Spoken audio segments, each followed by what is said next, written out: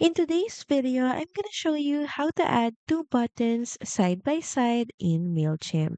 So first log into your Mailchimp account, then next is head over to campaigns, then open up the email campaign that you would like to edit. So from here, we're just going to switch the email so that we'll be able to edit the email we would like to add the two buttons into. So here we're just going to click on edit design.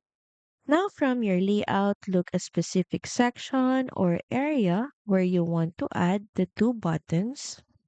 Then next in the left panel, scroll down to blank columns. And here all you have to do is drag this two column content block into your email layout. This creates two side-by-side sections where you can place different elements.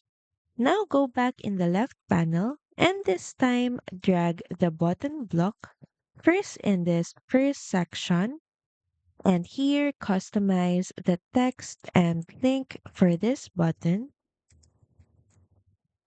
Then repeat the same process and drag another button in the next column. Also customize the button's text and link.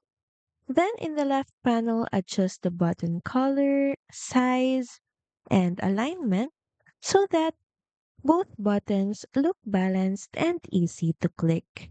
So that's pretty much it. Thank you very much for watching this video and I'll see you again on the next one. Bye!